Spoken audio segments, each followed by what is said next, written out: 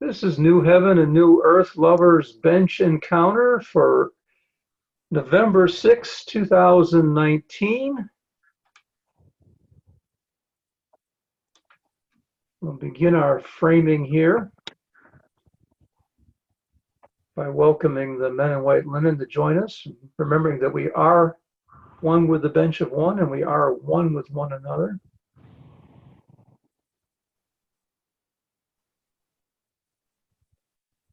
Continuing to call in others of our bench and those that work with us regularly. What do you want to add to our framing?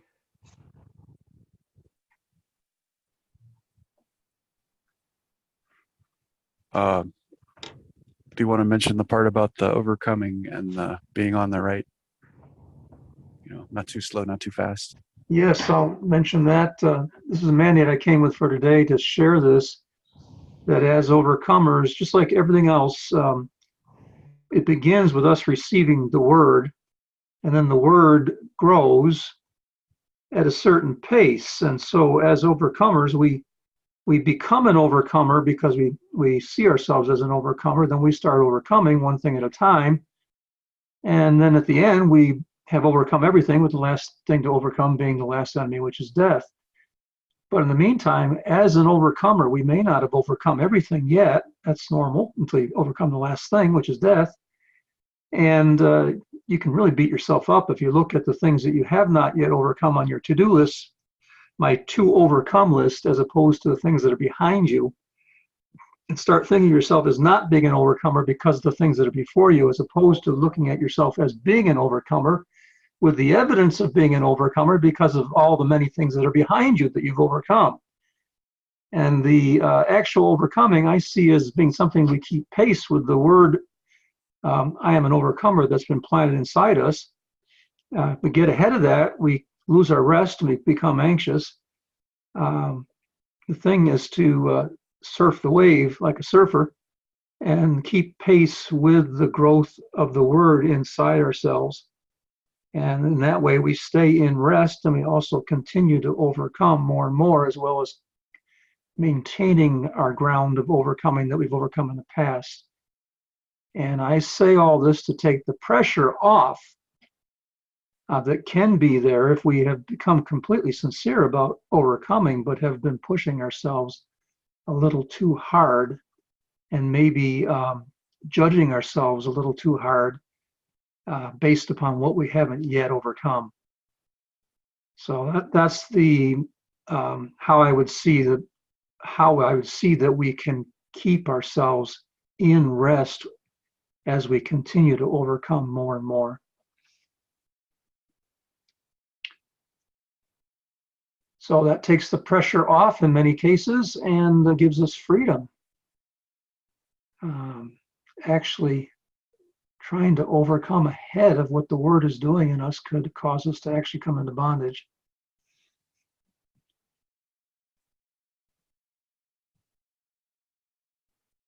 Overcoming is a process. Once you've begun to overcome, you are an overcomer, even though you haven't overcome everything yet. And you continue to be an overcomer until you finally overcome the last enemy, which is death. Yeah, that ties in with the word I got the other day. Immortality is in stages. It's you're overcoming stages, not just one time, but like pieces, like the body. There are pieces, thresholds, levels. Yes, everything begins when you first see that first revelation of the truth about that particular truth. And then it goes from there until you finally come to a place where you are that truth. You've become that truth in its fullness. Anybody else with something to frame or something you wanted to add to that? Something you saw or sensed?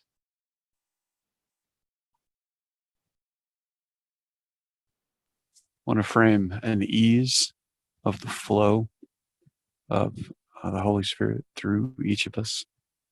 and recognize that even though it may look different, oftentimes it's pointing us to the same end. And that end is quick.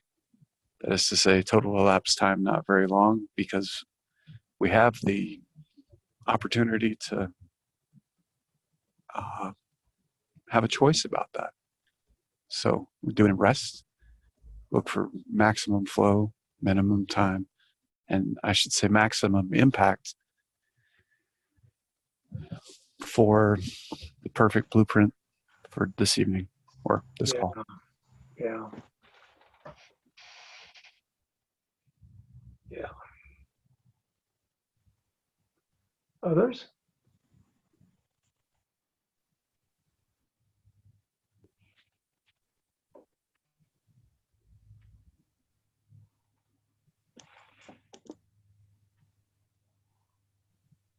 Putting our destiny scrolls together so that we have one destiny here, the one destiny of the bench.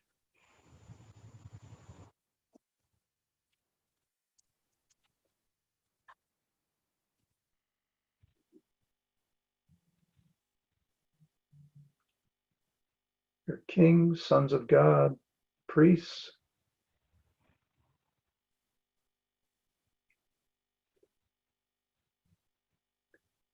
Many other things. Remind yourself of who you are, who we are together as a bench.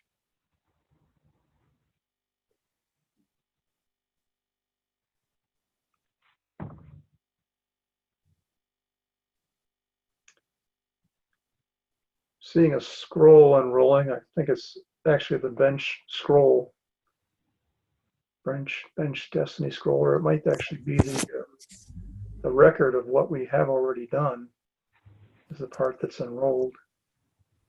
Yeah, I'm seeing that.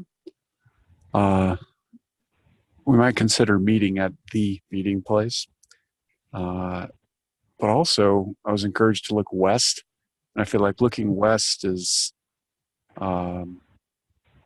where the sun is going. But for us, because we're not bound by the sun, uh, we can look in any direction, and it's not going to dictate the time. But I do feel like in doing that, there's also a practical aspect of seeing where things are headed, but also noticing from whence they came, which relates to the scroll that contains the things that we've done as a bench. Hmm.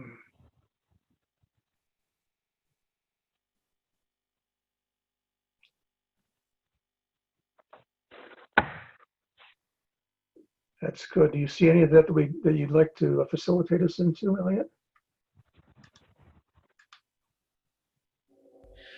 Yeah, one of the things is let's meet at a particular place, the place that we've made called the meeting place. It's where we meet in the spirit now, and at some point I look forward to meeting, you know, in, how should I put this, with our bodies in that place. So, but for now, we just go there. There's a table, and we stand around it, along with our men in white linen to make up the bench total of 24. And we look west, and then look east.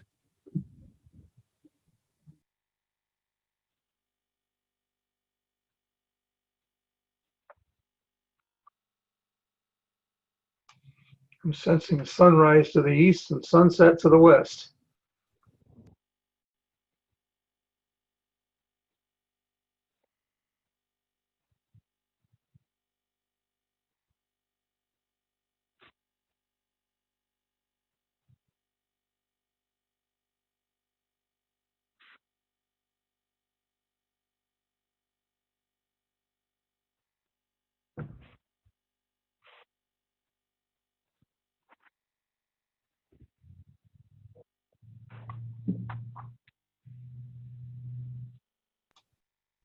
Any other framing, or what are you seeing and sensing?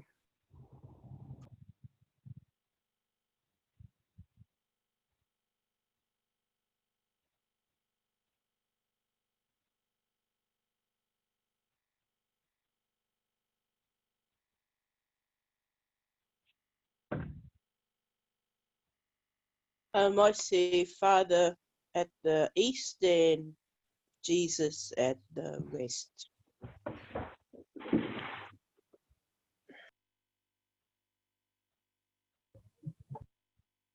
I recognize that too.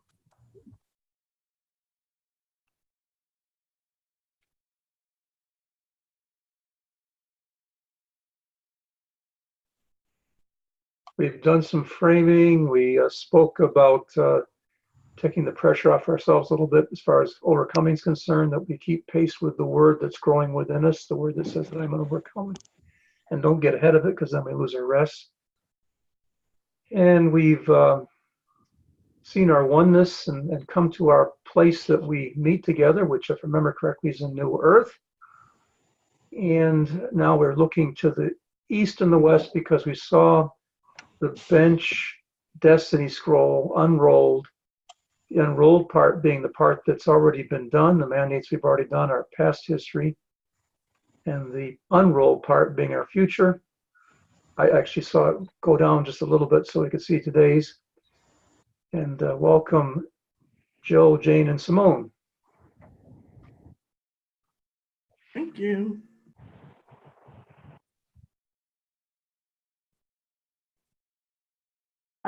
I was kind of seeing where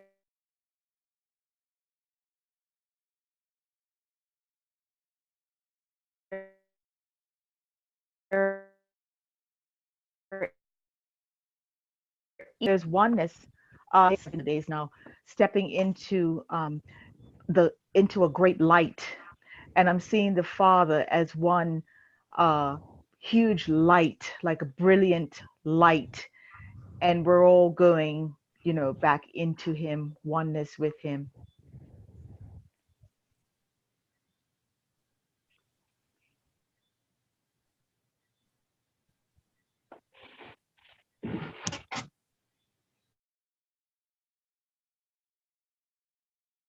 Chat about the mandate today.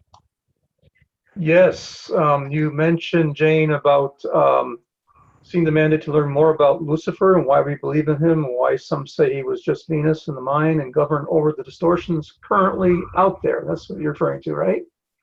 Yes. Did you discuss whether you felt to do that one or not?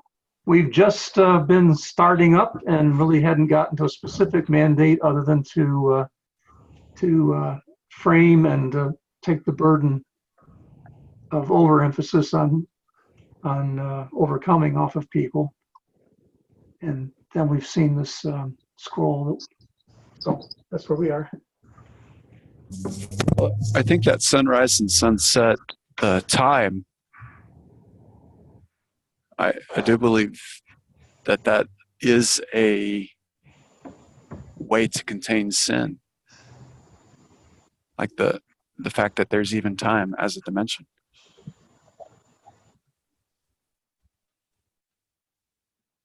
How so, Elliot? Well, if you want to put something in a box, you need to have boundaries around it. So if you think of time as a box, we didn't need it until there was corruption. But if you wanted to contain it, you needed a container for it. And so it is contained. Oh, I see your point. Yes. But outside of that, like when we were, before we came down, before the creation of the earth, when we were still in the Father, we didn't have time. We didn't need it. It wasn't useful. I can see that, Elliot. And I'm just saying what you just said another way. But as you were talking, I can see why it basically encapsulated what was fallen. So what was fallen could have a beginning and an end. It was finite. It stopped what was fallen from being infinite. That's right. That's what I see the time doing. And again, I'm just saying what you said a different way. So thanks for saying that. I'd like to just frame up a little bit with reference to Lucifer and relationship to wrong trading. Lucifer made a wrong trade himself. He fell.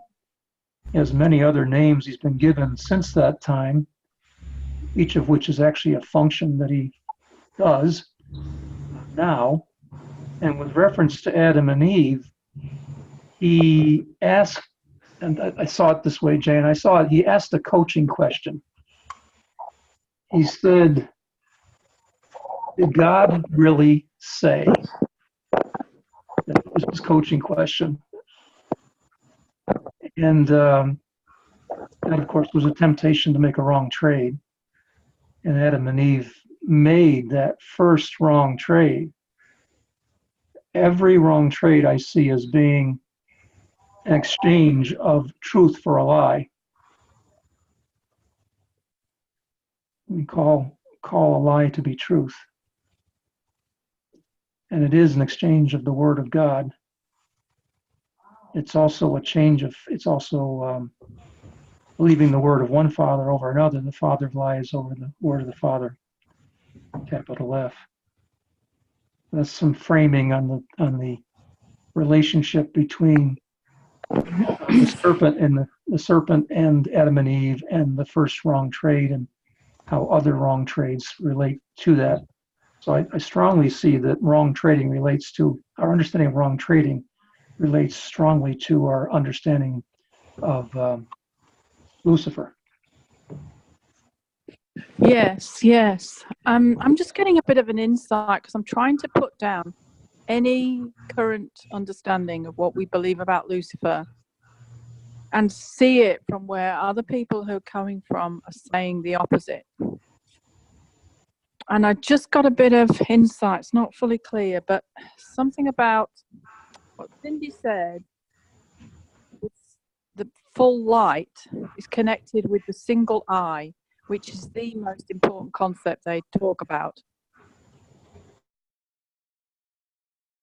And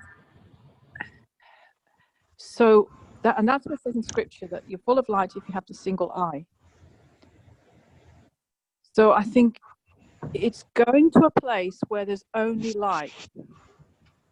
And my sense is where they're coming from is because they're seeing that there's only light, they can't see any place for any evil. So they can't put it in a box. So we have to reconcile what's going on there. I can see where they're coming from, because if you look with a single eye and only look with light, you only see new heaven, new earth, New Jerusalem, but you don't see the other realms. And if we're saying that Lucifer has no place in those places, then maybe that's why they're saying it never had a role. And it was, we made it into something it wasn't. But I don't know how to reconcile that description that you've just read, Bill, because it just seems such a clear description of what happened in the early days.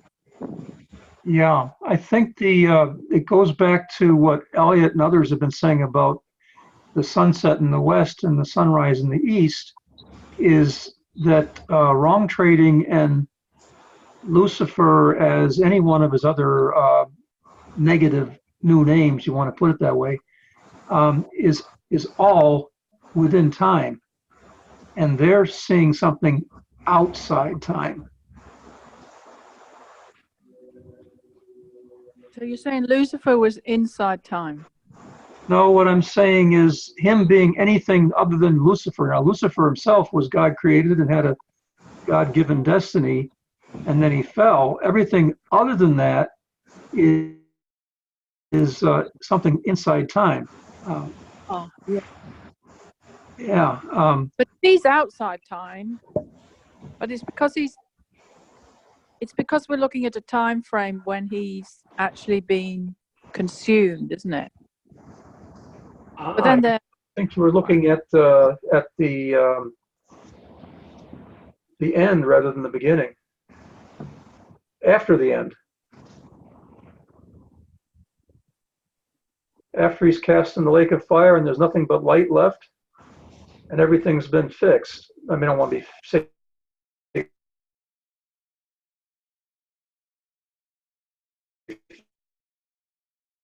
fixed, but has been.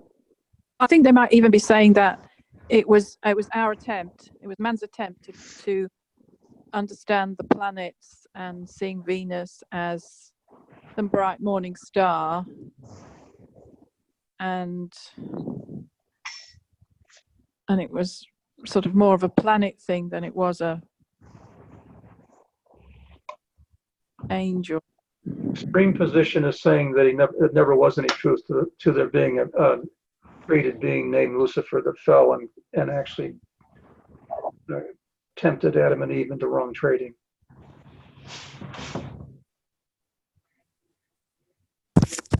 I'm blanking on the scriptural reference, but it's worth noting that he wasn't demoted, shall we say, except for what was observed on the trading. And in Job, he basically wants to trade back in, and anyway, there's nobody who can even, like, you have to be something in order to even be part of that council of Yod-Heh-Vav-Heh, right? You're not just a guy. You see what I'm saying?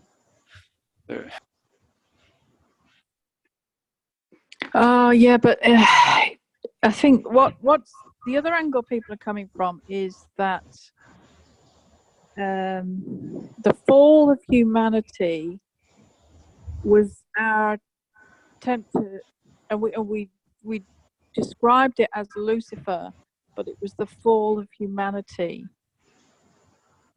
and not some evil angel.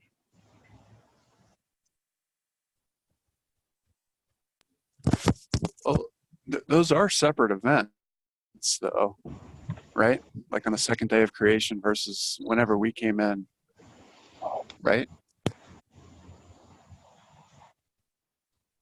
Well, how does Isaiah 14 fall here then? Because, Isaiah 14 historically talks about his fall. Is that a part where it talks about the trading? You want me to bring it up on the screen, or you want me to just read it? Just read it. Yeah. Okay, this is Isaiah 14, starting with verse 12. How you are fallen from heaven, O Lucifer, son of the morning. How you are cut down to the ground, you who weakened the nations. For you have said in your heart, I will ascend into heaven. I will exalt my throne above the stars of God. I will also sit on the mount of the congregation, on the farthest sides of the north. I will ascend above the heights of the clouds. I will be like the Most High. Yet you shall be brought down to Sheol. We've investigated that before. To the lowest depths of the pit. Those who see you will gaze at you and consider you, saying, is this the man who made the earth tremble, who shook kingdoms, who made the world as a wilderness and destroyed its cities?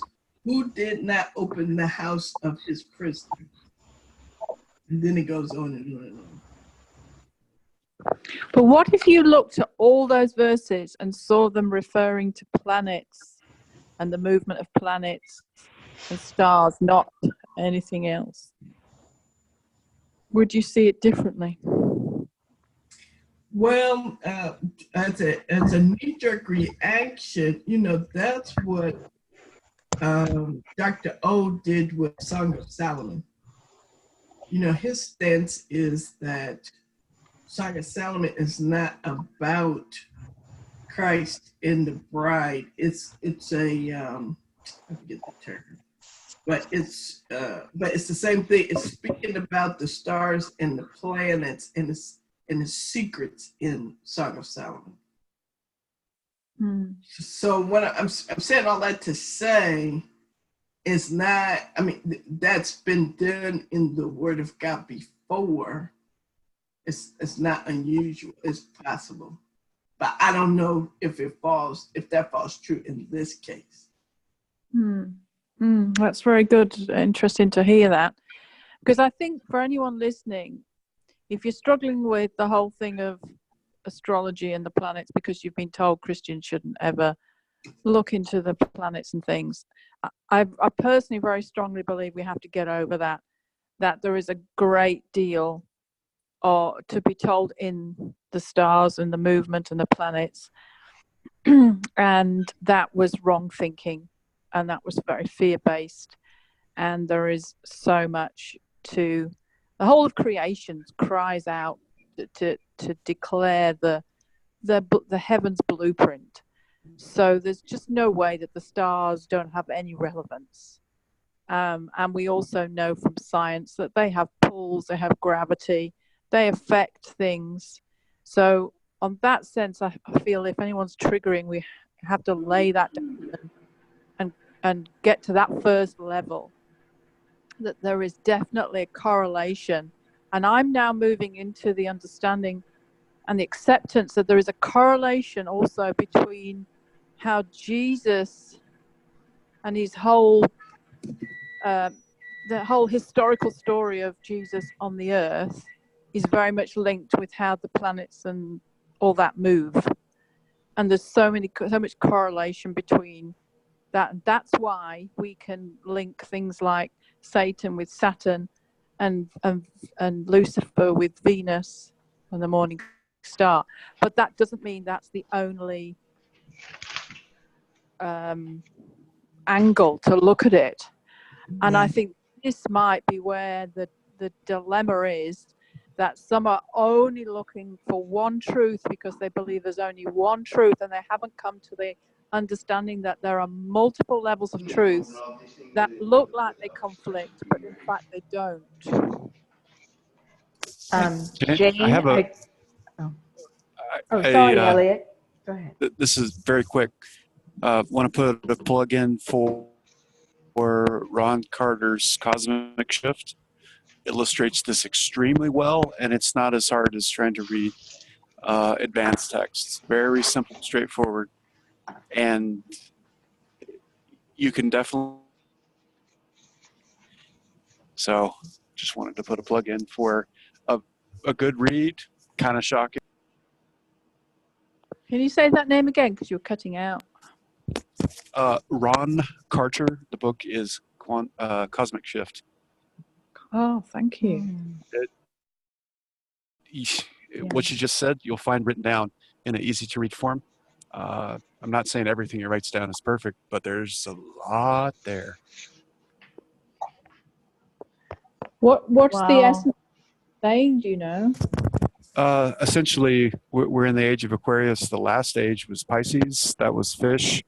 Gathering in people of the church. Things are changing, and you can tell just by looking at the stars where they've been, where they're going, and it also aligns the constellations very elegantly with the 12 tribes.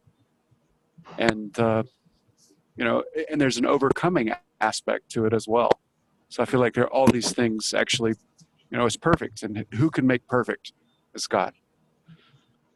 And so the age of Aquarius is linked with the water, why we're all having encounters in the river of life and understanding about that, is it? Yeah. Exactly. Yeah. And it's a new way of doing things, even though like the synagogue and the temple, they're still around, but then we had Christianity, but then this next piece is there's still going to be churches, but whatever we're doing is going to be different because it's a different age. And that's the long and the short of it. There are other particular details which are interesting, but that's a synopsis that helps us understand that, God made everything and they have function. There is a reason these things are there. So the age of Pisces, that was around the fish. Was that linked with being fishers of men? Absolutely. That was basically the Christian and church age things. So trying to reach people to come into your faith, as opposed to what we're doing now is trying to get on the same page and become one faith. Right, and the one before it was the animal sacrifice, like Abraham and Moses and things. So it switched to Christ, and then we're switching again now. It's just, and you can see it in where the stars are, and they're lined up nicely. And for what it's worth, there's a fantastic correlation of how they're arranged along with Scripture.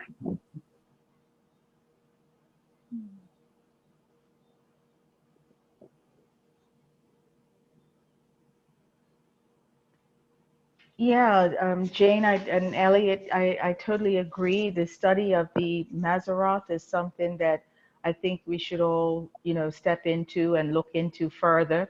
And just even going back to the three Magi, the three wise men as they're known, or three kings, that's how they detected that a great king was about to enter the earth. They were following the stars. And so Father had positioned that star for them to follow. So he is using them functionally for us to interpret. And so the Mazzaroth's the 12 star houses, isn't it? Yes. That we need to govern over the 12 star houses. Yes. Because we're above those in eternity. We're above the galaxies. Therefore, we have dominion over the galaxies. Yes. And they all have a message in the constellation houses. Yes. A godly message. Yeah. They're put there for a reason. Mm-hmm. I put some info in Messenger chat and also right here for Christological astronomy. Lot of great information there. Really good. Oh, thank you. Liberating ministry. I feel like this is a continuation of when we're all of the bodies, okay, all the gates, even the ones that other people are using outside of Christ. But just like that, just like us, our bodies, so is creation, it's for a purpose made by God, and you can use it in the right way.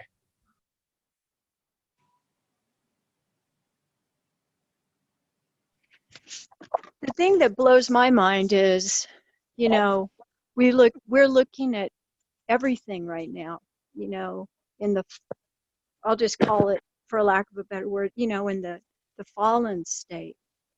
And just to imagine, what all creation, even the tree or the planet, whatever, what it would look like, completely redeemed, restored, changed. You can only imagine. So we're not getting the full picture, but spiritually we can grasp it.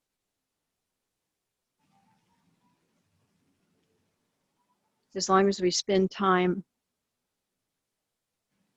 here all the time. I have noticed, I have a sense that everything is fair game these days. I mean, the Ecclesia is asking questions about absolutely everything at this point. And that is actually good, because that's how you trade out of old and trade into the new. You got to take a look at everything with a fresh look. The way we avoided danger in the past is we put a fence around everything and said all that stuff's out of bounds. It's only the New Agers or the Satanists, or in other words, not us, on the other side of the fence that's using those things or looking into those things. And we're now looking. Now, the other thing, though, is we don't want to have mixture in the ecclesia, a mixture of truth and error.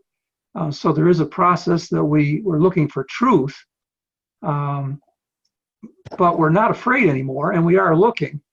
But because we've are asking all these questions at the same times in different parts of the ecclesia, there's also a whole lot of new stumbling blocks arising here and there that weren't even there or we weren't aware of before. And believers are stumbling over things that are. So what I guess what I'm saying is the overall process is good, but there is a whole lot to stumble on out there too, and Yeah. we have to avoid stumbling while at the same time finding truth. Yeah. What we do is we go backwards on the journey we've been on. We find where the fork in the road is, and we go the right way. The right way is the way, Jesus the way. The wrong way is where the stumbling block was. And in many cases, we have to trade out of a wrong path that we've taken and consciously trade into the new. And we're finding that over and over again. Yeah, and I think what the stumbling block is, I can see, is hearing something, it's sounding and resonating right, and it's a convincing case, and just jumping at it, going, yes, that must be the right path, then following people who all say the same thing and nobody else is challenging.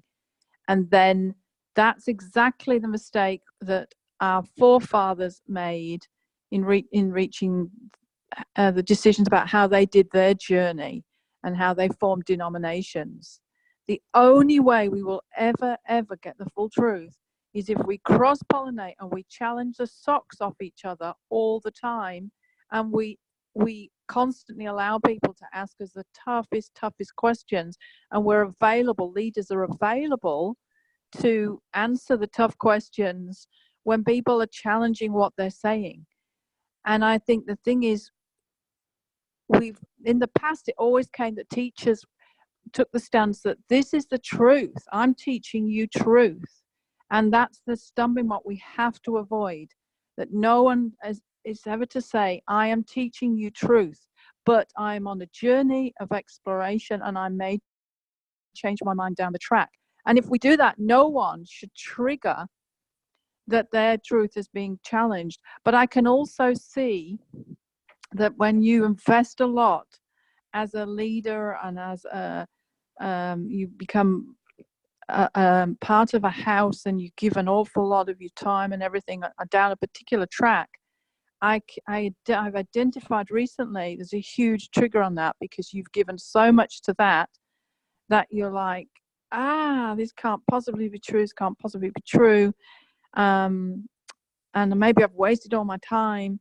But what I saw when I realized that was happening to me was that I had to recognize that everything contributes to the journey we're on and the depth of understanding. It's a way of knowing how to learn.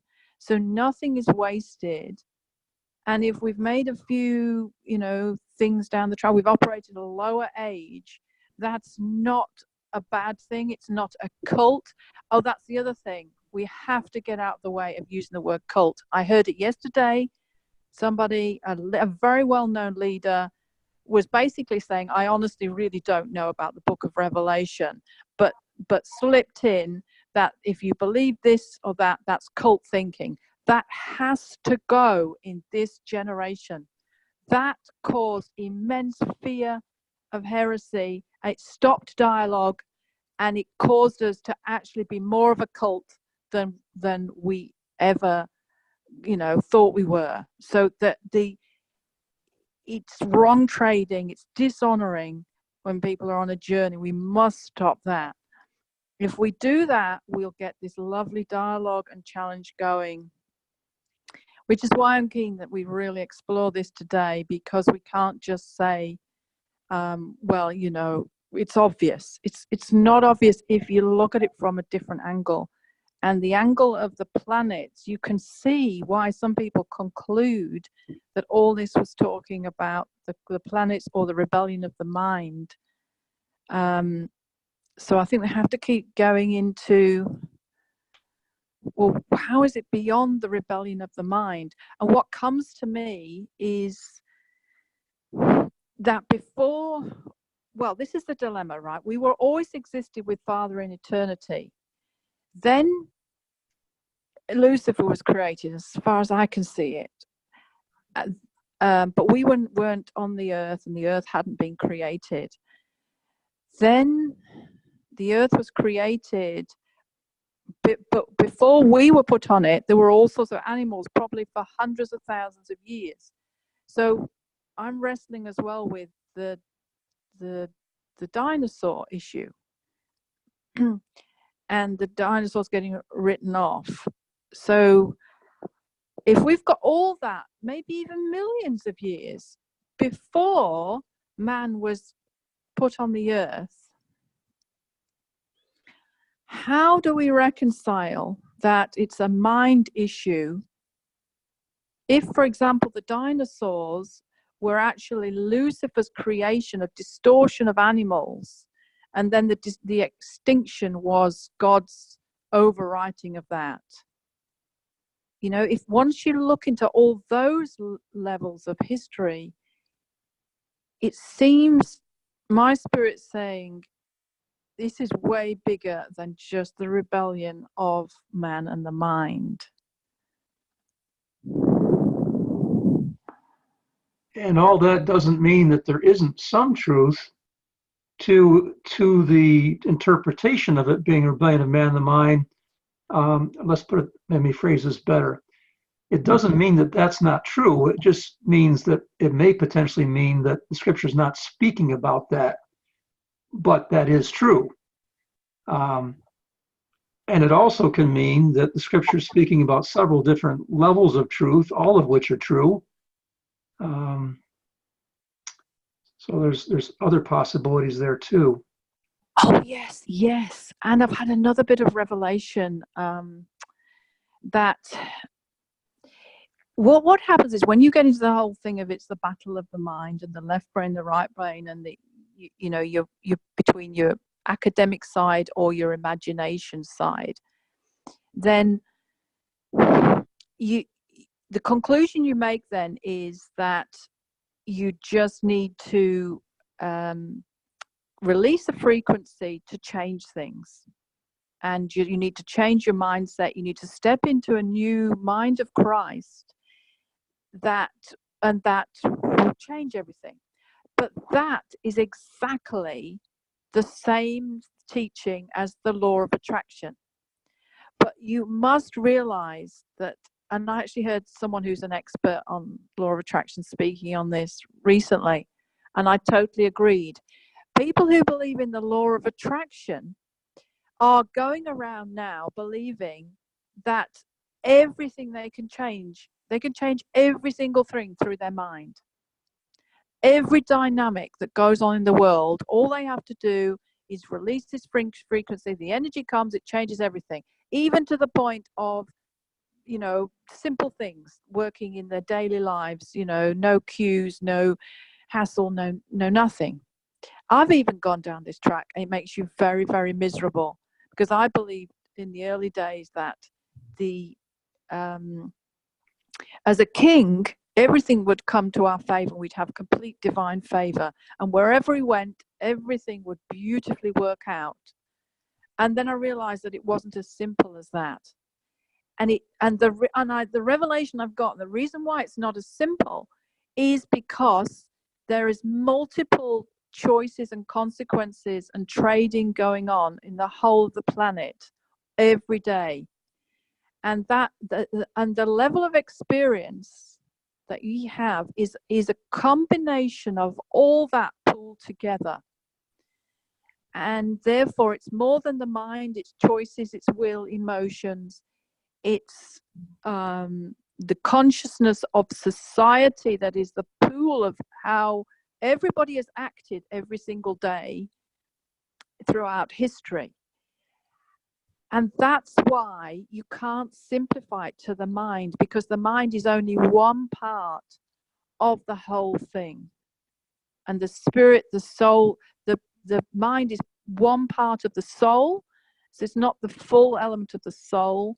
And then we've got the body components. So to me, it's an oversimplification because people can't grasp in their intellect the subtleties of the way the universe works. Oh yeah, and then you put into the equation the planets and the pulls of those and the gravity and the things that it affects, all that.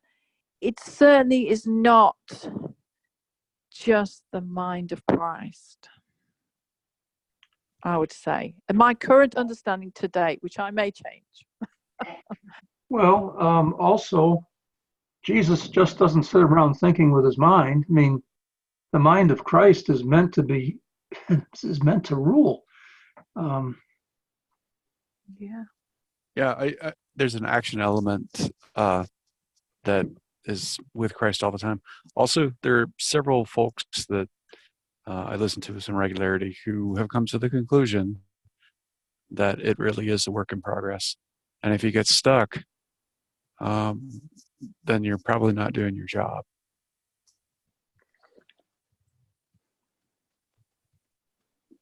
What do you mean by that? Basically, if you stop growing, reevaluating, then you're kind of like old wood, not green, not growing. Oh, yeah. Yeah, I see what you mean. Yeah. Yeah.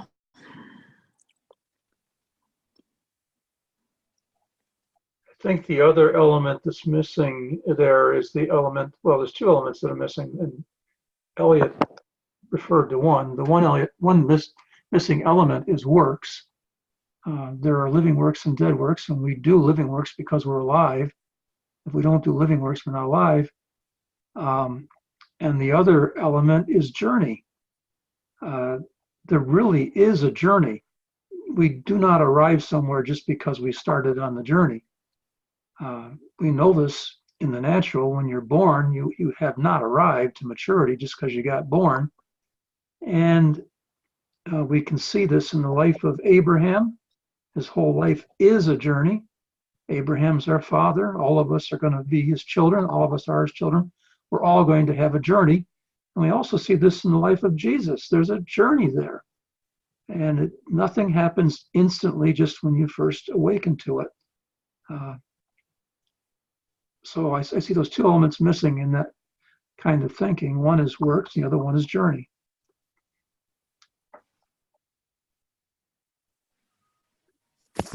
I do want to point out that just like partial differential equations for all you math folks, it's part of the solution, but only a component, not the full piece.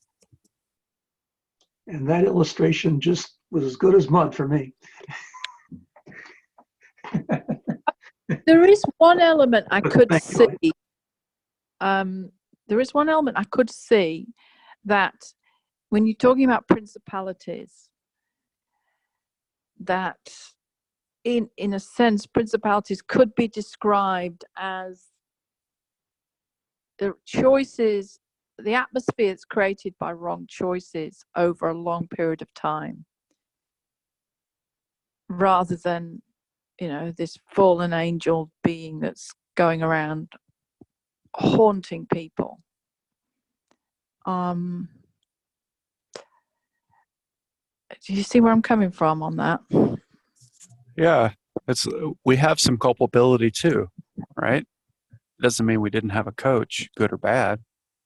I also feel like it's like half or a partial piece. And because you don't have all of it, it's easy to think that you're right.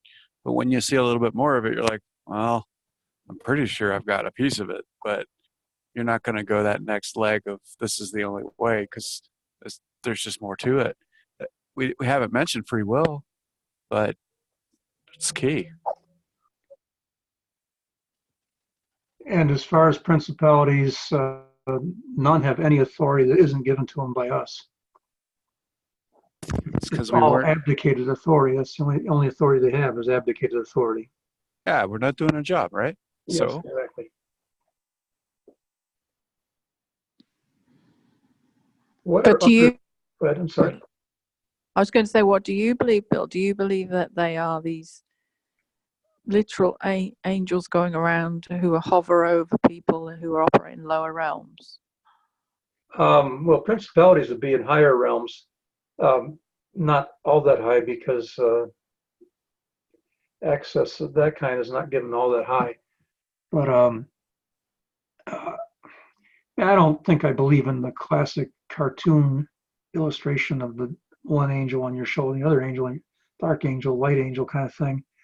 But I do believe in hierarchy, principalities, powers, rules, authorities. I do see that, and I I think it's very literal in those roles.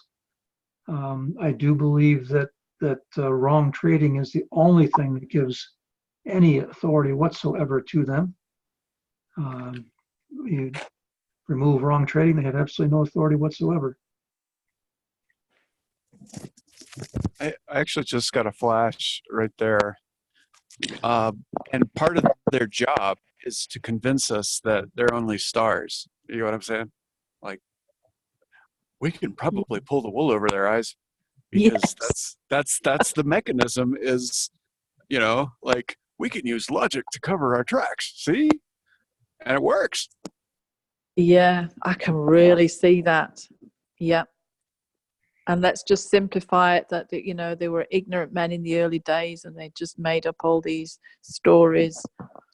And it was much simpler than it was just nature. Yeah. I think for me, I know for me, for an allegorical truth, in other words, are there real historical people named David and Abraham and so on? And are there actually historical created beings by the name of Lucifer or whatever else?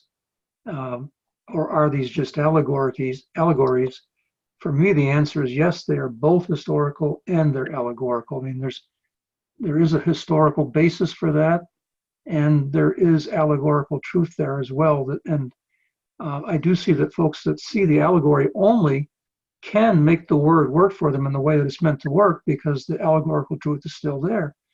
But I see the danger of saying that none of this is literal is that we can have started down a road that brings us to a place where we don't believe in Scripture at all. I know that that's much further down the road than just believing in allegory only and no historical background to it. But for me, when I got born again, I was a creation. I was an evolutionist, and I got born again, and then I was a creationist. And the word was true. And before that, I hadn't even thought about it. So. Yeah, because anyone who's listening, if you believe in the mindset thing, you then have to ask, well, okay, so you're saying Nephilim are completely made up or allegorical concepts, and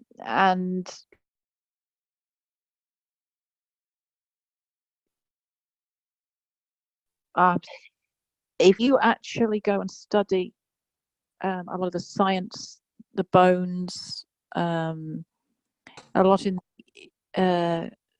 community that seriously research the concepts of Nephilim, there is been huge research in it, and there is incredible amounts of I wouldn't say directly evidence, but understanding that is put out there that there are Nephilim. Well, there's a lot of giant skeletons out there. Well, some people dispute whether those skeletons are real, but there are people who've said, and they've shown pictures of huge skulls and huge teeth, and I mean, you'll always get people who will say, well, that's not true, and this for this reason and that reason. But to think, you know, if you just think it's just a story and it's not any backing, that's certainly not the case. There is vast amounts, even people saying now that Nephilim exist today, and that even believe I heard correctly Dr. O saying that we need to rule over Nephilim, that they have a role, a counter role against mankind, and we have to look at ruling over them, which is something we've got to look into as well. Especially if they are found in our blood. Just how we visited that a while back, just the legal right that they've had because of that. Yeah, men of renown seed line is, I think, what most of us are referring to there. Yeah. And then, I just wanted to paddle back a little bit about, whether some of this is allegorical or not.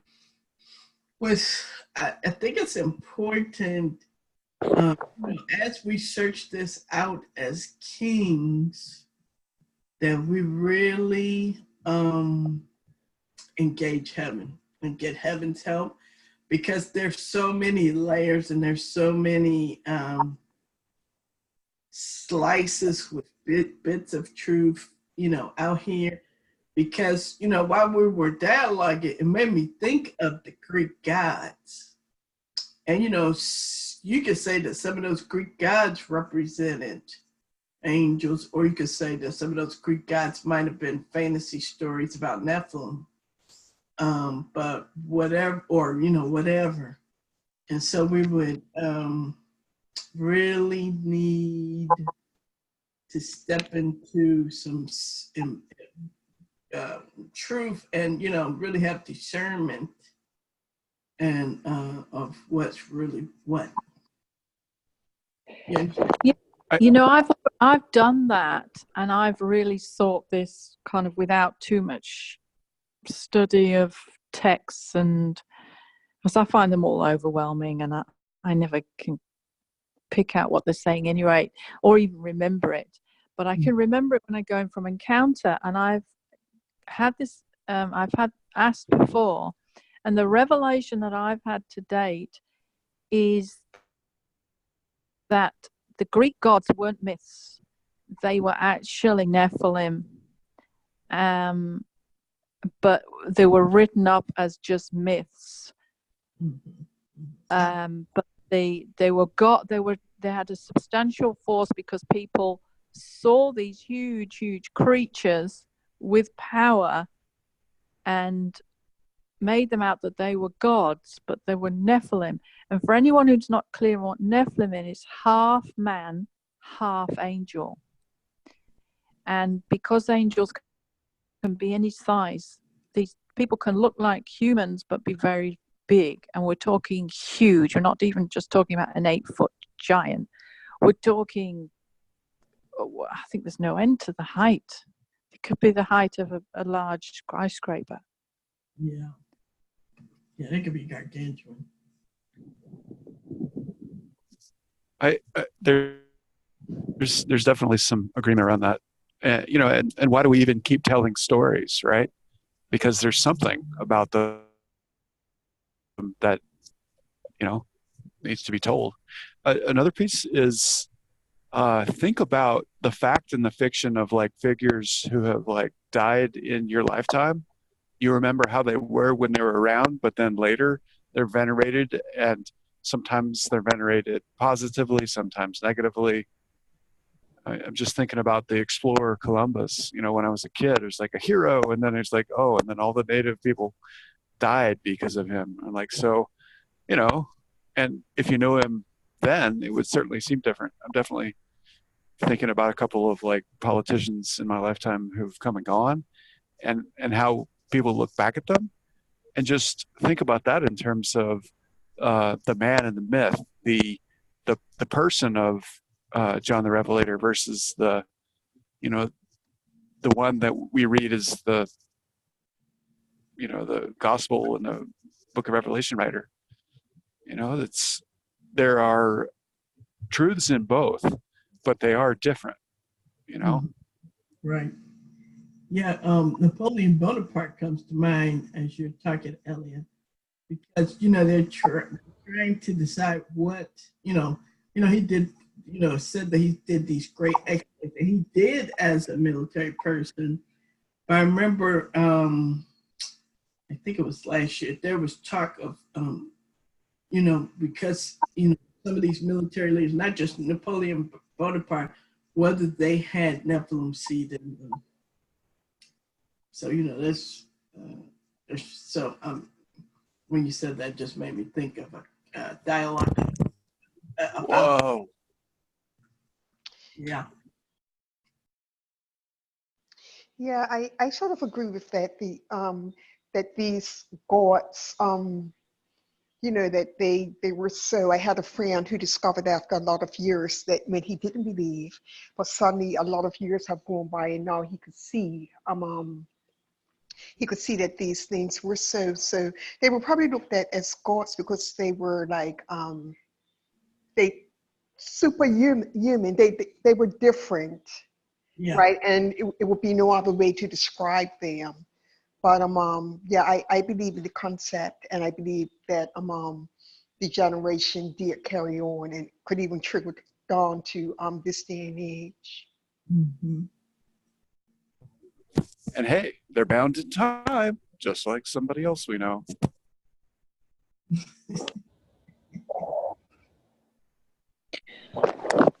So what's coming to me now is this whole question of we have to examine how we operate.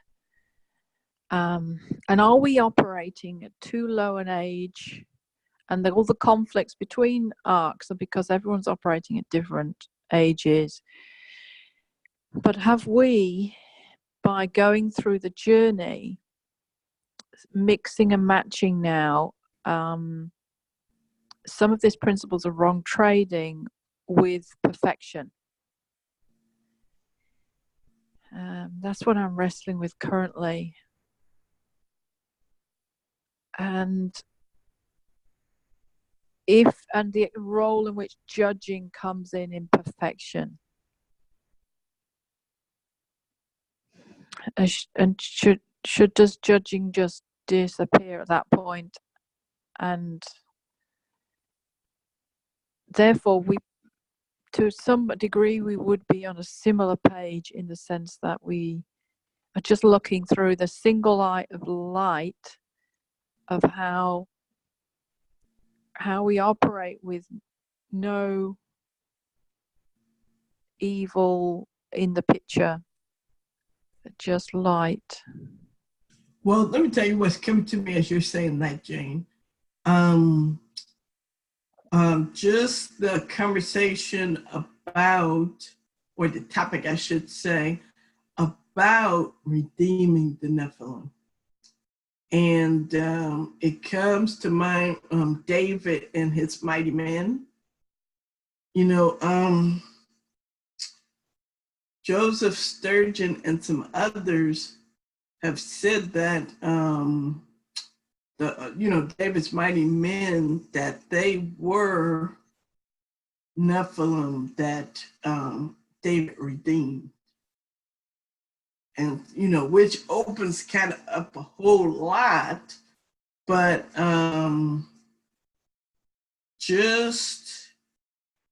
it's a whole lot here. Let me process through this. Because, we're meant to judge angels anyway. It's interesting, if this is true, that David redeemed these quote unquote mighty men that were Nephilim. That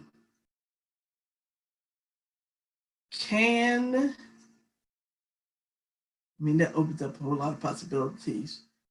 But where I'm going with this is in terms of judging, like you're saying, or like even judging like Enoch judged the angels in the book of Enoch.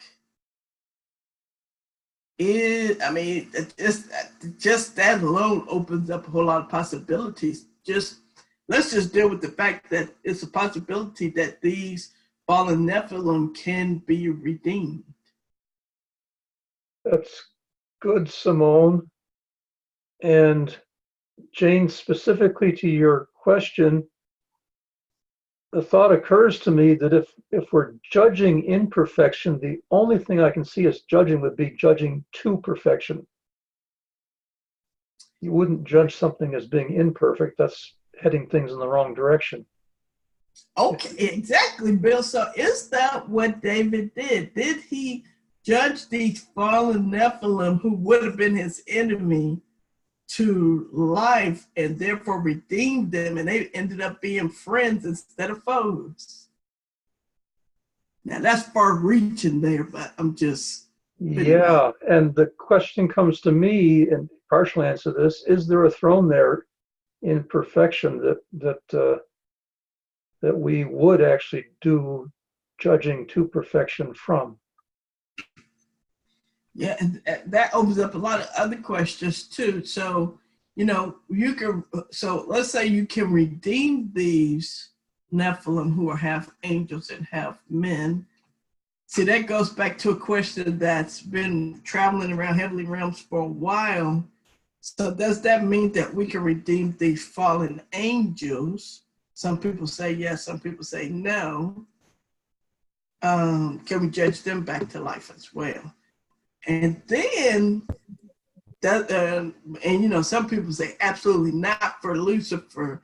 But again, we're trading what we've always heard in the past, and we're considering everything and looking at everything through a new filter now. Truth. Yeah, I've seen that you can redeem them back. But also with David, I heard it was because of his sound, the sound he gave out in that cave, and being around all these mighty soldiers or these Nephilims. But yeah, I've also seen that you can redeem them to life. I've seen in personal encounters, seeing some around, and I judged them to life, and then I told them that you work for me now. And as soon as I said that, I saw them turning into diamond bodies. So yeah, I believe you can. Yeah. I do. Oh, go on, Elliot. I think there's support of clarification. I'm pretty sure what we're talking about are not whole angels. They're a piece. And we're actually talking about Nephilim seed. That is one generation beyond what were the Watchers. And that is, those are people. Those are beings that are not the same. They're separate, as far as I can tell, completely separate and distinct from the ones who fell. There was some choosing going on. So I feel like this is a nuanced but separate case from let's just call them the ones who fell with Lucifer.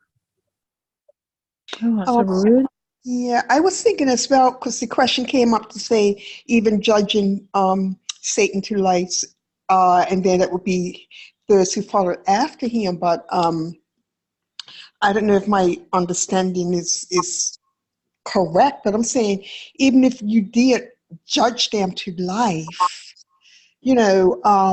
wouldn't it be a matter of them stepping in, a matter of them receiving that? Because like if the enemy and his followers are so far against the go ahead and all, so even if we did judge them, where they can enter into a door of life, will they accept it?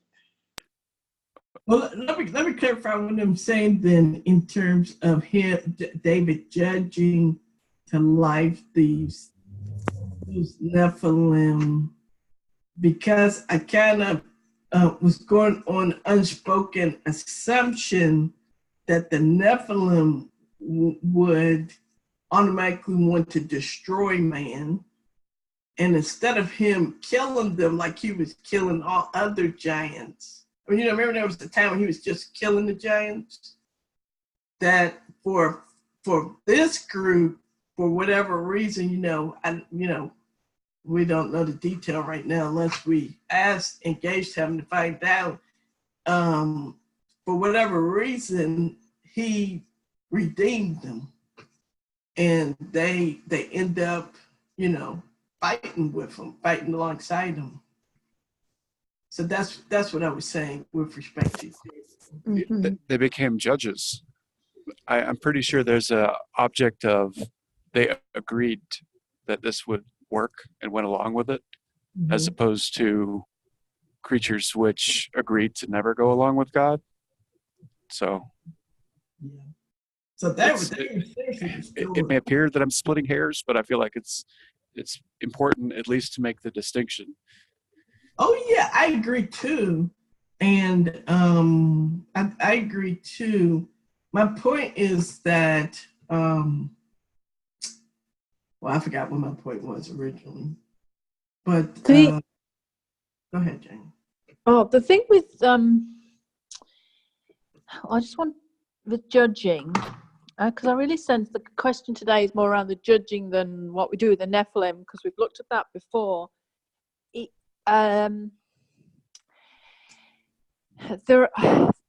anyone's listening here and hasn't heard the concept of judging to life, I do believe there's an awful lot who've never heard the concept of judging to life, and they just understand judging as in a bad judgment, God, you know, wanting to judge and destroy people. When you understand the concept of judging to life, then brings you a whole new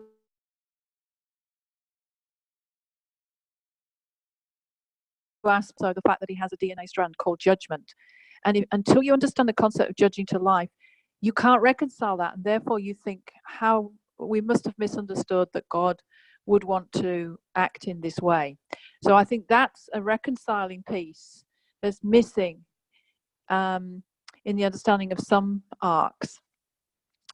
But secondly, I still can't get my head around how judging to life is anything you do from the age of Zion and above. When you're looking at full perfection, if you're looking at an age in which any principality has gone, then how can you judge from that point? So my kind of spirit is saying judging is for ages below that, and beyond that we don't judge anymore. We create a new realm, or we do something else that's just sort of purely of light nature. That would make sense because New Jerusalem and behold, I create all things new is right below Zion, and everlasting's above that. And Scripture says that we're looking for new heavens and new earth in which righteousness dwells. I don't see that there's any unrighteousness dwelling at the age of new beginnings and above, the fulfillment of the age of new beginnings and above. So I suppose Zion is the fulfillment of the age of new beginnings. Yeah, that makes sense. There's nothing to judge above that. And my spirit's sort of saying, but in our sort of, you know, we get used to doing one thing and therefore it's hard to move on. But this is where I think there are a lot of people who've never come up from that judging heritage. So they're coming in and seeing heavenly realms purely from a light perspective, God, you know, the goodness of God and all that. And so they're confused and think, well, that's obviously religious, you know. And I think if we can just get it clear in our own minds and then be able to show this, dialogue with it with the wider audience, we can help bring everyone back on the same page. And again, the key thing there is that there is a journey that we've taken a long journey to get to that place. Others have got there without taking the long journey. And therefore don't see the elements of the journey as necessarily being true, and not even seeing the need for journey. But I think if they looked carefully at their experience, they'll discover that they have been on a journey.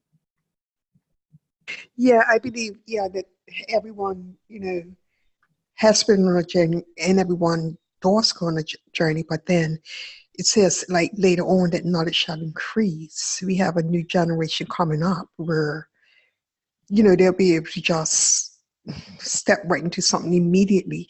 They won't need to go on this long path, because if they're receiving from birth, right, and coming into the new wineskin from birth, which is not impossible, because Jesus had that as well, right? Then they're going to be on a acceleration point where they won't need a long journey. They'll just grasp it immediately and just fall right into it. And I just, yeah. I agree, Doreen. I see that in my daughter. Well, I would slightly, what's the word, put a caveat on that.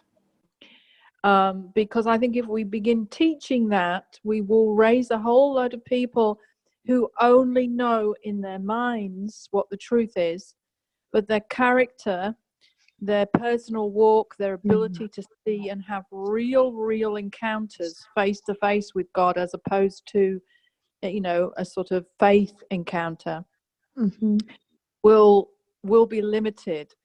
And that's the difference. I almost see people will go to one place, come into one place. Say, for example, you hear about oneness and you totally accept it and you get it.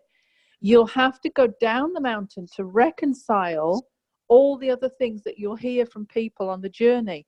Because the moment people hear about Father's three strands of judgment, justice, and holiness, then the whole question arises, well, am I holy? Do I judge? Why does Father judge? What place was judgment? And then you've got to, so it's almost like they may have to do a journey backwards from how we've gone upwards. Exactly. Yeah, I agree. I agree that it may not be good to teach it, like that. And I agree that, all of life is an experience from like stage to stage, for God, He has you on a journey to get you to a certain place. But but just thinking that there will be a generation born that won't go through that, right? But still in agreement that it won't be a good thing to teach it in this age now. But there is a generation coming behind us in acceleration of truth. Oh, I see what you're saying. Oh, yeah. Oh, but you think they'll never have to reconcile all the different ages in scriptures? Well, sometimes it's easier to see things that are below from above. For example, I don't know if anybody remembers learning algebra, but I found it a whole lot easier when I could apply it to geometry. So it was like from the level above, the one below became much more simple. Yeah, I see what you're meaning. Yeah, it's a good point. Yeah, and I'm seeing that the intimacy part with Father is now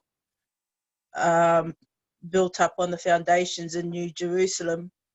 Well, that's what he's been showing me, because I took the beginners group that I'm doing into Zion yesterday, and there was a couple that were crowned and given scepters on the throne of dominion already in Zion at Father's New Day Garden.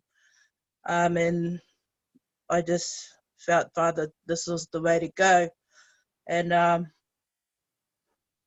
so, yeah, I'm just seeing that this is where Father wants me to take them, because I've seen all this. So I've seen the intimacy part in New Jerusalem as a foundation. There's also building up that foundation for them to live in New Jerusalem, or, it's just everything comes from there now. It starts from there.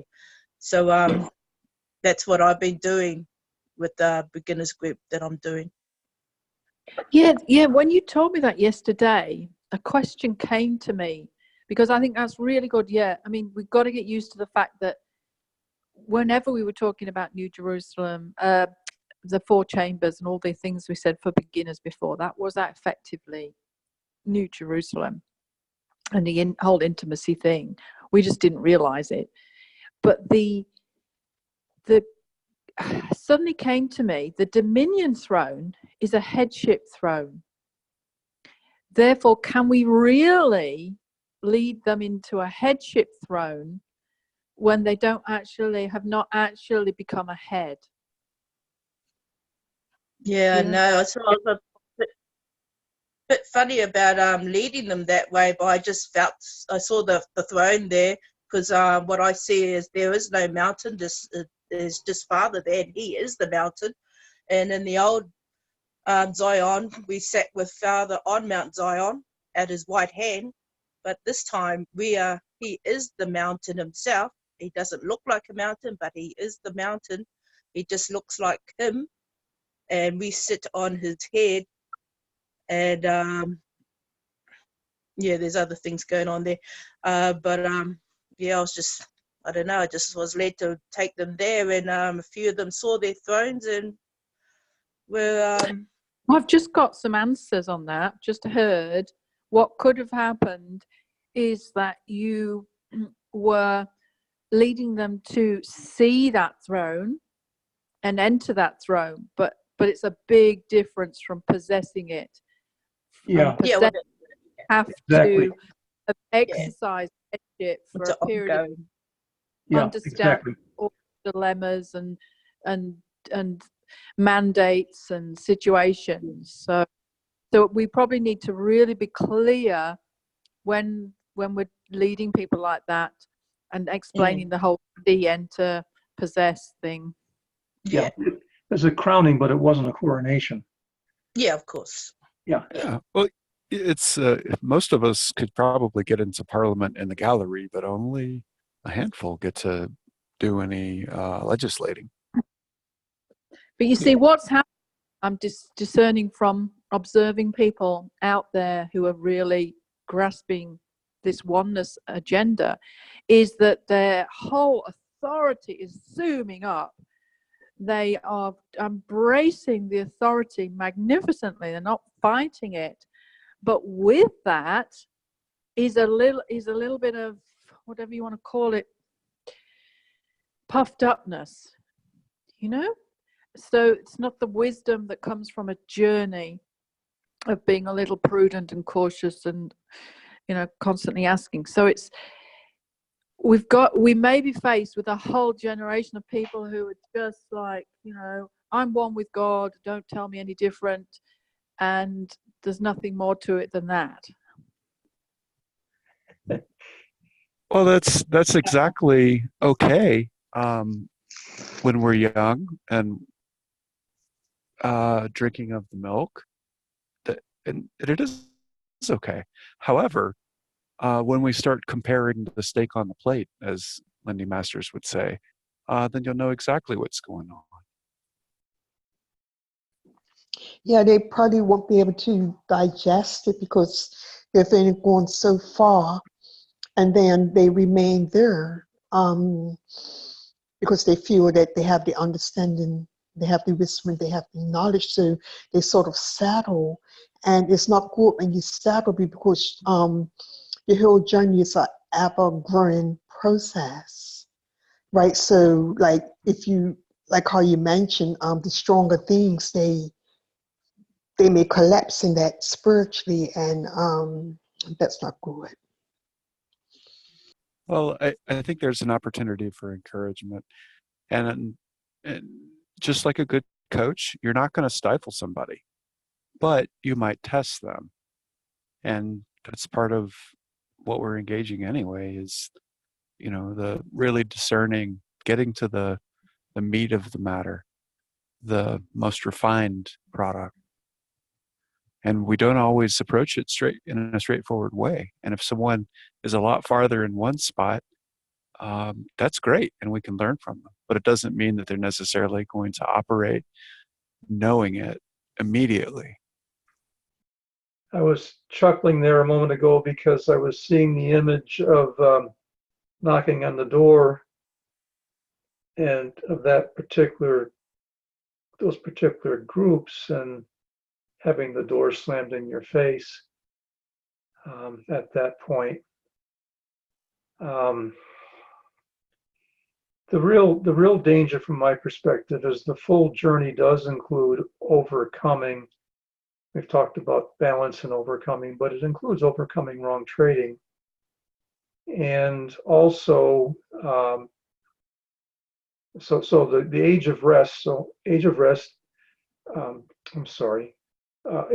awakening, age of enlightenment rather, first, church age, kingdom age, ecclesia age, age of Melchizedek, age of peace, age of rest. Age of rest is where we come to rest from dead works. We overcome wrong trading.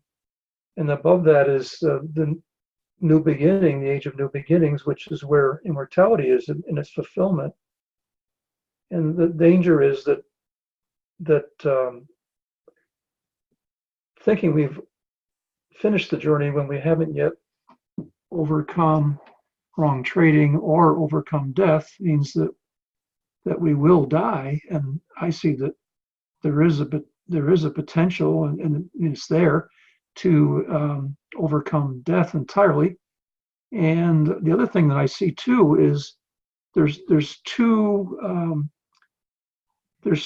harvests. There's a barley harvest and there's a wheat harvest. And I see the barley harvest as the overcomers, and it's New Jerusalem and so on. And the wheat harvest is outside that. I mean, they've missed the opportunity for that because that time is gone. And there's a danger in not finishing the journey into overcoming while the door is open to become part of this first barley harvest, this first harvest, because there does come a time when that harvest is over, and then the only opportunity is to be part of the wheat harvest. I know that's a little technical, and you may or may not have followed that, but point being, the door closes at some point for overcoming and being able to come to a place of immortality, I believe. Yeah, but the thing about it is that some may journey so far, and then they feel that they have the full picture, and so they would rest there and not really accept anything more. Yeah. I guess that's where the judging to life comes in play, because it says that his people perish for lack of knowledge. So they may feel that they have all knowledge, maybe pride might come in and stuff like that, and so they get stuck and they don't go any further. And so that's where maybe bringing them in, with the hope that they can go past that, go past self-government, go past self-rule, and be able to see like a further truth. Thank Perhaps you, Doreen. That was much better said than what I said. well, Good summary. I'm gonna go one more. How about we institute a great unstuckness? The fluid, the liquidity of going all the way to overcoming, even death in the grave.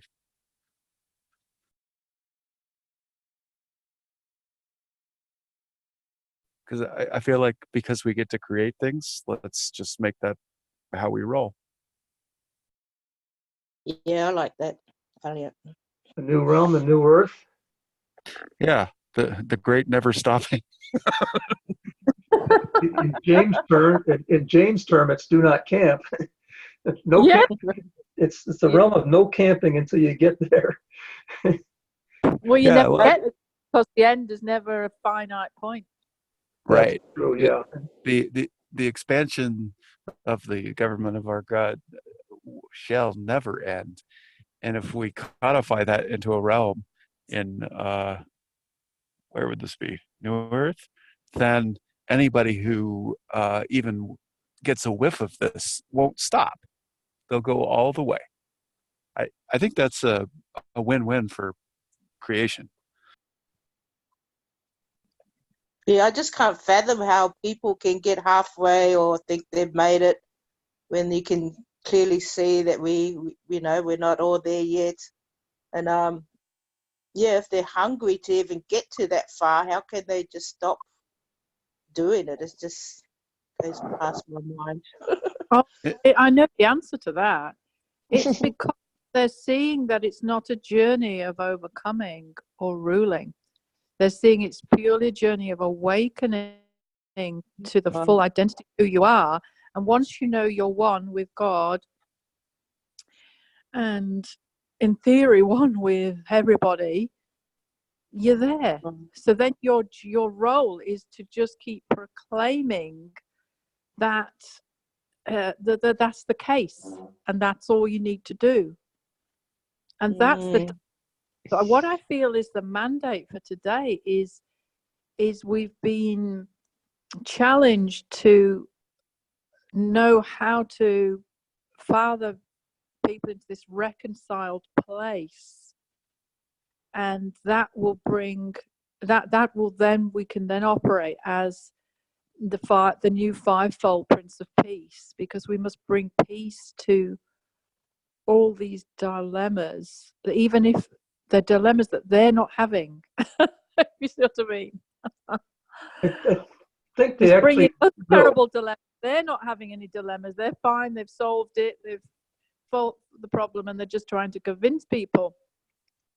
But that's the thing with I mean, that's the thing in society. I mean, that's the way society has always operated, that they somehow thought they got this magnificent truth and then took a stance and rejected anybody who came and said anything different. That's what happened to Einstein. I mean, he was completely looked as an idiot. Nobody wanted to talk to him because he was challenging the status quo of the institution. So that's what everyone has to understand, that is a stumbling block we can all fall into, that we can become that institution that then just wants to herald that truth and not keep seeing that we're on this ongoing journey. I feel like those are the greeters to the outer court. They're like, hello, come on in, you know. But if we line that whole place, that realm with don't camp here, liquid, that just, you just can't camp. You're just, you know, the pressure's too high. You got to go in further. I think with a little bit of probing questions, you probably can surface areas in everybody's life that they know that they're not yet complete, and that there is a desire to go further until you are complete. It's just a matter of asking the right probing questions, if someone's willing to listen to the probing questions. Even just at the level of individual lordship, there's bound to be areas of everybody's life that aren't yet completely under our rule as lords. And for me, that would leave a glaring question as, okay, I think I'm there, but then why is this going on in my life? Maybe I haven't quite finished things up here yet. Maybe there's something I've missed.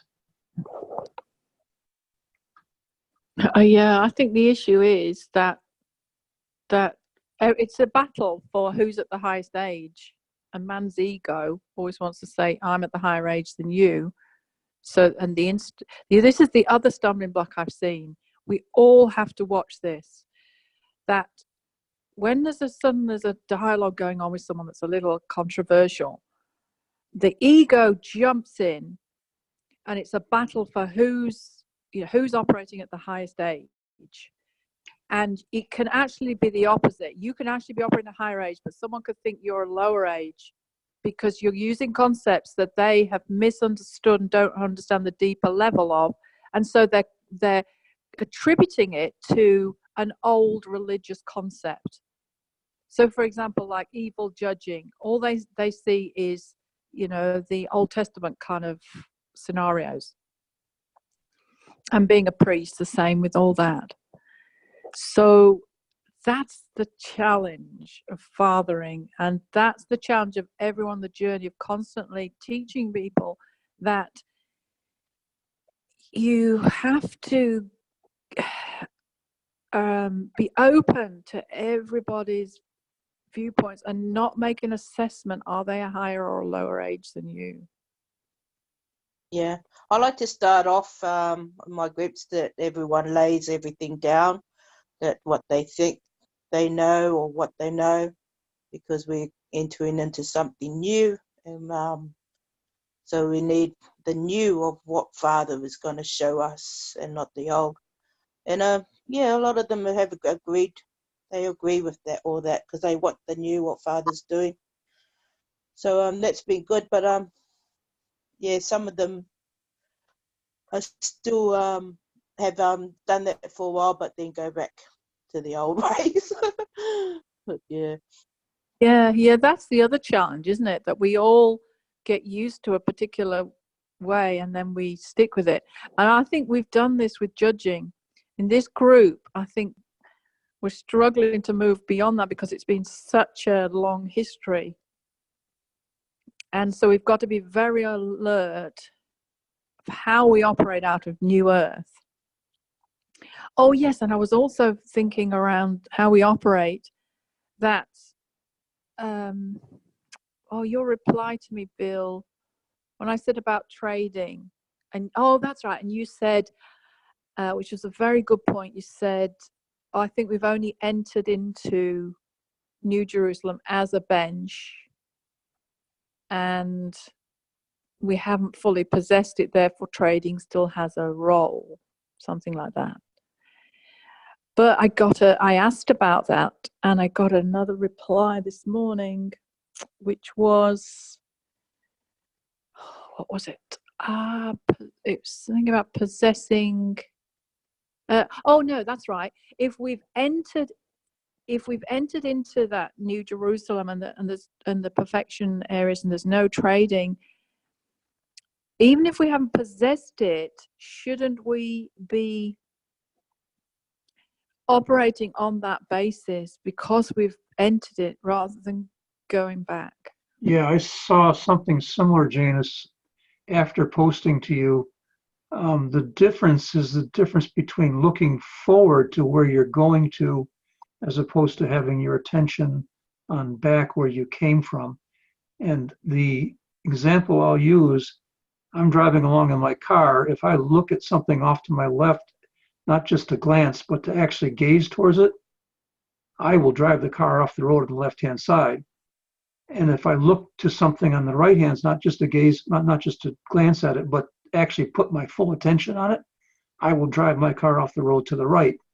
That's just the way it is. You do travel in the way that your full attention, what you're looking at is what you drive towards.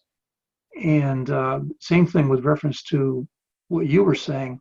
What I was saying could result in us never getting to what we've entered into fully, because we're looking towards the past and not towards the future of where we're going towards. Yeah. Oh, I'm glad we're on the same page with that.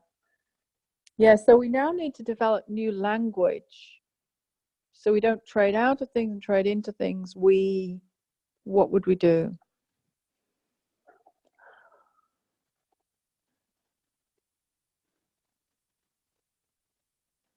Don't we create? Creating and also keeping our eyes on what we're heading towards. There's that tension, Jane, between saying I am when you're not quite I am yet.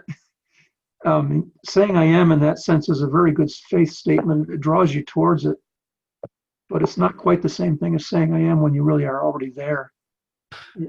Well, I just it just occurred to me that if I see a group of people who are manifesting Lion Ox Eagle Man, in addition to being a floating, glowing ball of white light in the natural that you can see, that's filmable, broadcastable, I'll know that there's definitely still more to go in my development.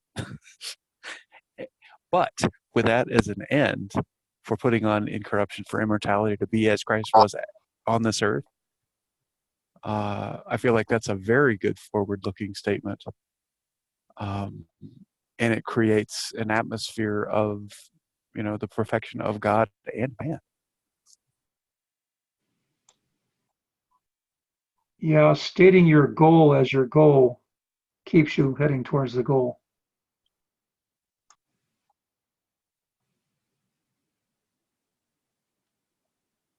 And what you were describing, Elliot, I think is New Jerusalem come down to earth.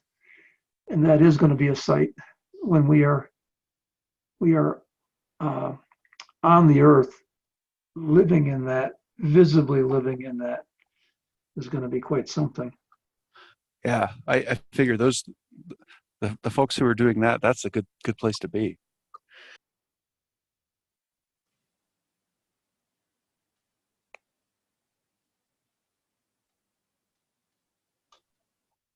Yeah, so what's coming to me is that not only do we create, but we just step into the concept. We just step into I am light, I am love, and we feel that because it's a given at that level. When you're operating at that immense level of identity, real identity, not just in the head, in your soul, then it's a given that you trade out of anything old. It's because it's become so part of your nature. So we don't need to take people back to a trading floor concept that's a lower age. We just step into those names, those realms, and feel the intensity of that encounter.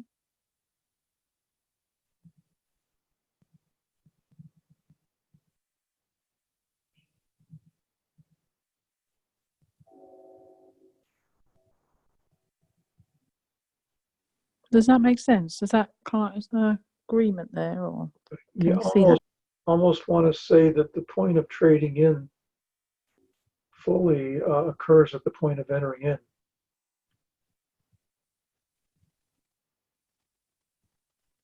You've already made your trade in. It's in the past. It's behind you. That's it. Yes. Yes. You're still journeying, but the trade in is in the past.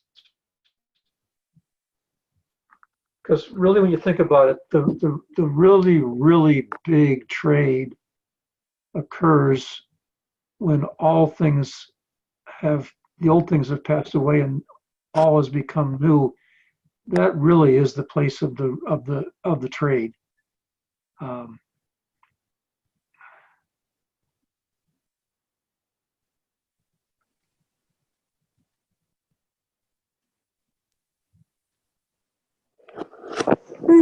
So we've covered a lot today, but I think that's really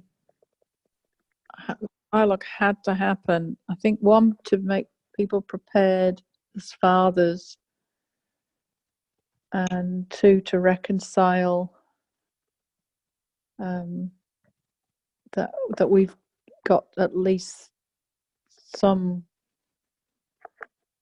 correct understanding. I still see there's deeper revelation. We need to go into the roots of Satan and the devil, and where that came from, and whether that equates to Lucifer, or whether that's been a distortion or a I'm personally not comfortable. I personally feel we should just talk about Lucifer and not use the word Satan and the devil, because I'm not convinced of their origins, that they were original words, and I think it also contributes to the lack of credibility, people struggling with those, particularly the word devil. It's just overused, and it conjures up wrong things. So Well, he's We got could. plenty of other names we can use. Well, I was thinking a good one is just your adversary. Yes. Yes. Maybe even that. Maybe we don't even go No, just Lucifer. We just go, adversary yeah. or accuser of the brethren, which is it's Father courtroom of language, lies, but yeah, I serpent. mean but definitely adversary. Uh, it gives no misplaced honor. Hmm. Yeah, I like that. And I don't feel the serpent's a good one to use either, because people begin to think that's all allegorical. So. Right, but somebody who's your adversary, it's clear your heads are butting. It's thwarting you, right? There's a translation somewhere. It's basically obstacle, and I feel like adversary captures that sufficiently. Is there an act, a governmental piece for tonight that we could do?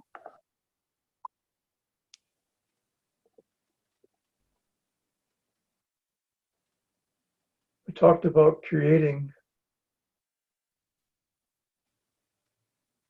a new realm that would be the not camping realm.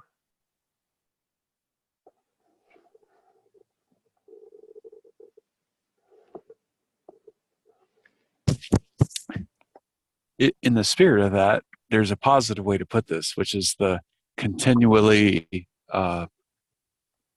moving towards and participating in the perfection. And I like to of the increase of his government and of peace, there will be no end. So maybe the realm of infinite expanding government of peace.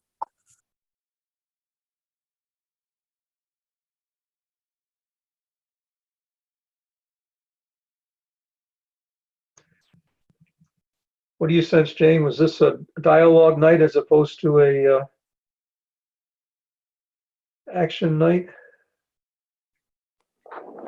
No, I'm sensing that. Yeah. What about a realm called the truth about Lucifer?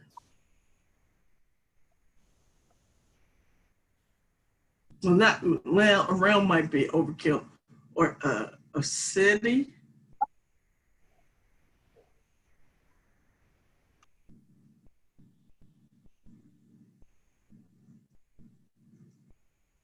I'm actually just saying it's the same thing, because if you don't camp, you eventually get to the truth about Lucifer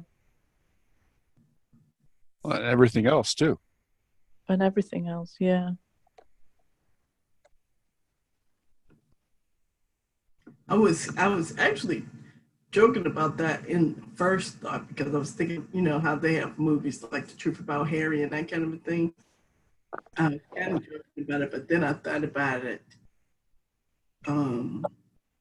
But yeah, it could, because we are definitely coming into the truth about everything. So yeah. The realm of the truth of my Father in heaven, which is the expansion of his government of peace, has no end. That's good. Kind of like the phrase, the truth, the whole truth, and nothing but the truth. That's so true. The truth seems to stand out to me. Just truth.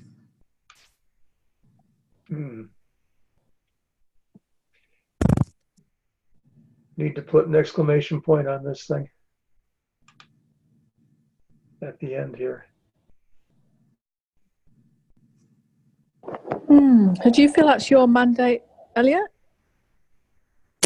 I'm happy to create a realm that contains the ever expanding truth. I'm just not sure what we should call it.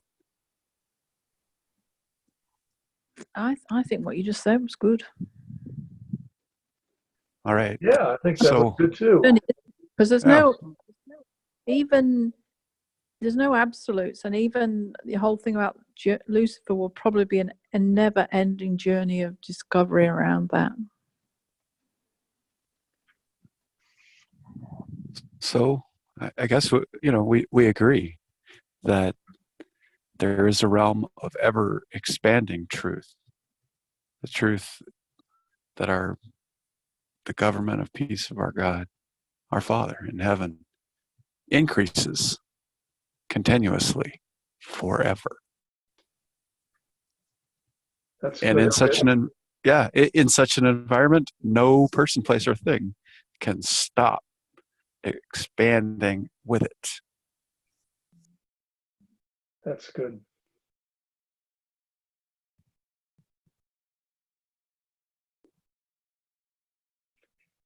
Yeah, I'm seeing that the expansion of the truth is directly related to the expansion of the never-ending expansion of peace and the government of God. It's exactly, it keeps pace with that exactly. It's super warm around me right now. I don't know if anybody else felt that, but it's big, and it's the whole body. It's not just like, my big toe or something. Yeah.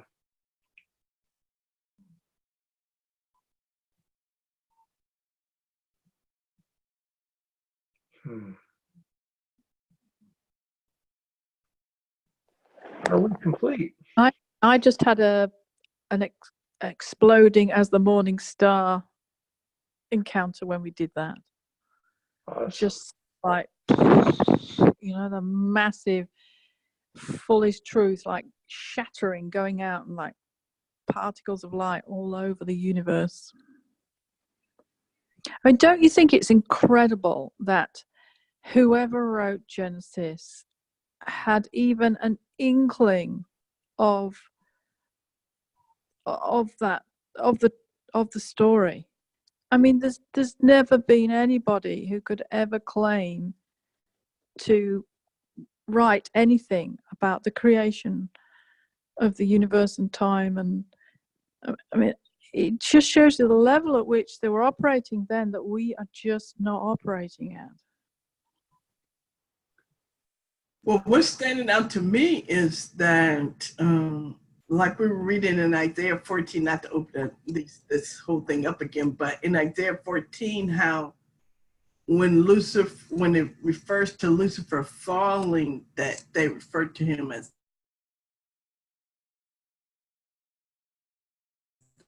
big time eyebrow raiser. But again, like I said, I'm not trying to open up the can right now. Yeah, done got exploded. Hey, that's expansion.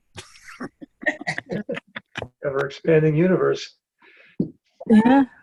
I think it goes back to what you were doing last week when you were putting on those goggles of greater sight.